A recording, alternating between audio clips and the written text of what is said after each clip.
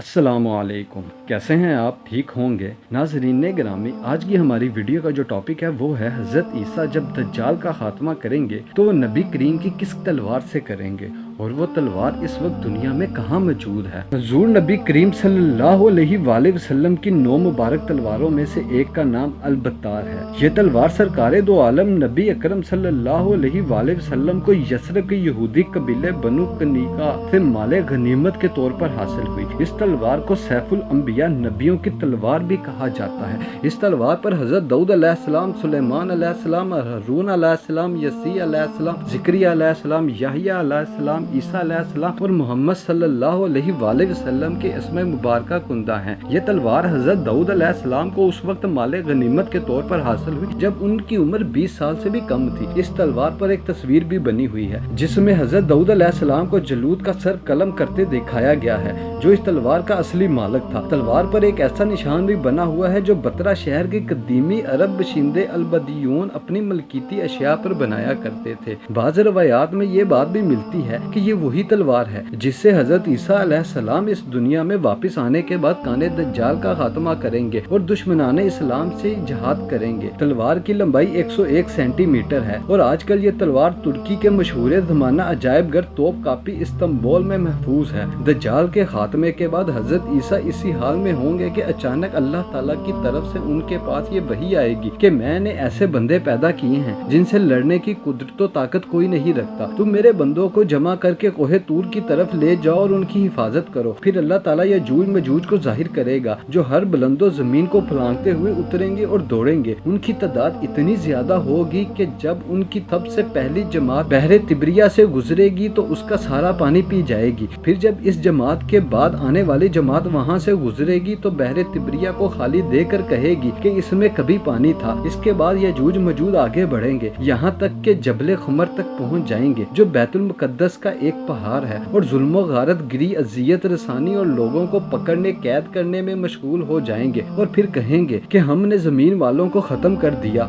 चलो आसमान वालों का खात्मा कर दे। चुनाचा वो आसमान की तरफ अपने तीर फेंकेंगे और अल्लाह ताला इनके तीरों को खून आलूद करके लुटा देगा ताकि वो इस भरम में रहें कि हमारे तीर वक्तन आसमान वालों का काम तमाम करके वापस आए हैं। गोया अल्लाह ताला की तरफ से उन्हें ढील दी जाएगी और ये एहतमाल भी है कि वो तीर फजा में परिंदों को भी लगेंगे और उनके खून से आलूद होकर वापस आएंगे। बस इसमें इस तरफ इशारा है कि दज्जाल का फितना जमीन तक ही महदूद नहीं रहेगा बल्कि जमीन के ऊपर भी फैल जाएगा। इस अरसे में खुदा के नबी और उनके रुफा का यानी हजरत ईसा और उस वक्त के मोमिन कोहे तूर पर रोक के रखे जाएंगे और उन पर असबाबो मईशत की तंगी और किल्लत इस दर्जे को पहुंच जाएगी कि उनके लिए बैल का सर तुम्हारे आज के 100 दिनार से ज्यादा बेहतर होगा। जब ये हालत हो जाएगी तो अल्लाह के नबी ईसा अलैहिस्सलाम और उनके साथी यजूज मजूद की हिलाकत के लिए दुआ व जारी करेंगे। बस अल्लाह ताला उनकी गर्दनों में नाफ यानी कीड़े पड़ जाने की बीमारी भेजेगा जिससे वो सब यकबरीगी इस तरह मर जाएंगे जिस तरह कोई एक शख्स मर जाता है। यानी नाफ की बीमारी की शक्लें उन पर खुदा का कहर इस तरह नाजिल होगा कि सब के सब एक ही वक्त में मौत के घाट उतर जाएंगे। अल्लाह के नबी और उनके साथी इस बात से आगाह होकर पहाड़ से उतर आएंगे और उन्हें जमीन पर एक बलिश्त का टुकड़ा भी ऐसा नहीं मिलेगा जो यजूज मजूज की चर्बी और बदबू से खाली हो। इस मुसीबत के दफा के लिए हजरत ईसा और उनके साथी अल्लाह ताला से दुआ करेंगे। तब अल्लाह ताला ऊंट की गर्दन जैसी लंबी गर्दनों वाले परिंदों को भेजेगा जो यजूज मजूज की लाशों को उठाकर जहां अल्लाह की मर्जी होगी उठाकर फेंक देंगे। एक और रवायत में ये है कि वो परिंदे इन लाशों को फहबील में डाल देंगे। फहबील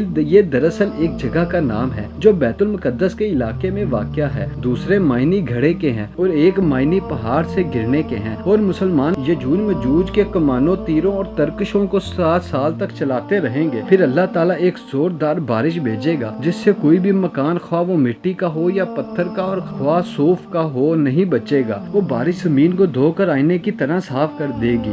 फिर जमीन को हुक्म दिया जाएगा कि अपना फलों यानी अपनी पैदावार को निकाल और अपनी बरकत को वापस ला। चुनाचा जमीन की पैदावार उस वक्त इस कदर बाबरकत और रबा अफराद होगी कि 10 से लेकर کر 40 آدمیوں تک کی پوری جماعت ایک انار کے پھل سے سیراب ہو جائے گی اور اس انار کے چھلکے سے لوگ سایہ حاصل کریں گے۔ نیز دودھ میں برکت دی جائے گی، یعنی اونٹ اور بکریوں کے تھنوں میں بہت دودھ ہوگا، یہاں تک کہ دودھ دینے والی ایک اونٹنی لوگوں کی ایک بڑی جماعت کے لیے کافی ہوگی، دودھ دینے والی ایک بکری آدمیوں کی ایک چھوٹی سی جماعت کے لیے کافی ہوگی۔ بہرحال لوگ اس طرح کی خوشحال اور امن و چین کی زندگی گزار رہے ہوں گے کہ اللہ تعالیٰ ایک خوشبودار ہوا بھیجے گا جو ان کی بغل کے نیچے کے حصے کو پکڑے گی، یعنی اس ہوا کی وجہ سے ان کی بغلوں میں، اور پھر وہ ہوا ہر مومن اور ہر درد پیدا ہوگا، ہر مسلمان کی روح قبض کر لے جائے گی اور صرف بدکار اور شریک لوگ دنیا میں باقی رہ جائیں گے جو آپس میں گدوں کی طرح مخلط ہو جائیں گے، اور انہی لوگوں پر قیامت قائم ہوگی۔